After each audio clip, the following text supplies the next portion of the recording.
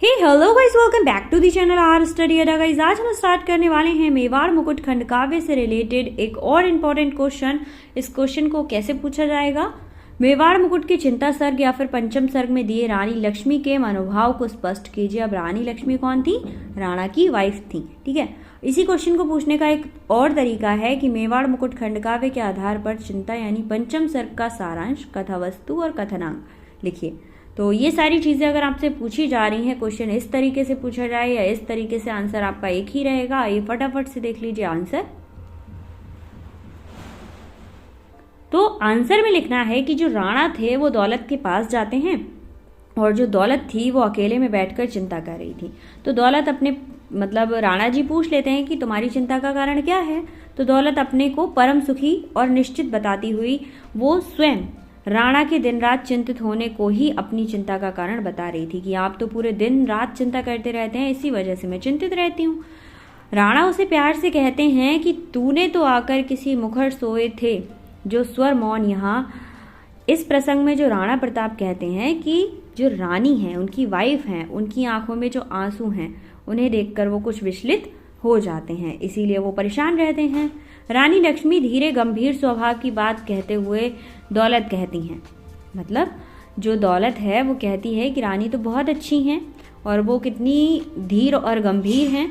तो दौलत कह रही है कि वो अपने मन की गहराई में सारे दुखों को इस प्रकार समाहित रखती हैं कि किसी को उनके दुख का पता भी नहीं लग सकता। उनकी आंखों में आंसू होने का अर्थ निश्चित ही कोई असामान्य घटना रही होगी।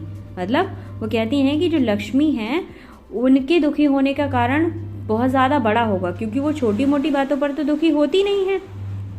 अब जो दौलत है वो राणा के साथ लक्ष्मी के पास जाकर उनके मन की पीड़ा जानने की यथाशक्ति उसे दूर रखने के लिए तत्पर हो जाती हैं।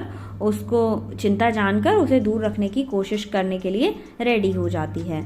अब अपने पुत्र को गोद में लिपटाए हुए रानी ये सोच रही थी कि उनके कारण ही जो राणा हैं उनको अपना देश त्याग कर जंगल में भटकना पड़ रहा है। वो सब कुछ अपने ऊपर ब्लेम करती हैं कि मेरी वजह से ऐसा हो रहा है। उनके मानस में हल्दी घाटी के युद्ध स्थल में चेतक पर सवार होकर वीरों का आवाहन करते हुए राणा का चित्र अंकित होता है। राणा का वाला रूप वो देखती हैं जब वो युद्ध के मैदान में खूंखार तरीके से अपने घोड़े के साथ नजर आते हैं। उसी समय दौलत का जो मीठा सा स्वर था वो उनके कानों में पड़ता है कि चिंता में बैठी अकेली और चुपचाप लक्ष्मी जैसे ही दौलत का स्वर सुनती है जाग सी जाती है। रानी और दौलत के वार्तालाप के इस अवसर पर महाराणा प्रताप रानी को अपने निश्चय की सूचना देते हैं कि मेवाड़ भूमि की मुक्ति के लिए कुछ समय के लिए वे मेवाड़ से दूर सिंधु प्रदेश जाकर सैन्य संगठन करेंगे और या तो वो सफल होकर मिट जाएंगे, ठीक है, सफल होकर आएंगे या फिर मिट जाएंगे। राणा के इस निश्चय को सुनकर लक्ष्मी में चेतना दौड़ जाती है। क्षत्रिय होने के कारण वो भी मेवाड़ की स्वाधीनता अपने हेतु सर्वस्व न्यौछावर करने के लिए तत्पर हो जाती हैं। तत्पश्चात अगले दिन ही प्रातः प्रस्थान करने का निश्चय किया जाता है। तो ऐसा नहीं था कि उनकी वाइफ उनका साथ नहीं दे रही थी, उनकी वाइफ उनको बहुत साथ दे रही थी। आई होप आपको लक्ष्मी के कैरेक्टर के बारे में क्लियरिटी हो गई होगी। अगर कोई भी प्रॉब्लम है तो आप मुझे कमेंट कर सकते हैं। मिलते हैं नेक्स्ट वीडियो में। Thank you so much.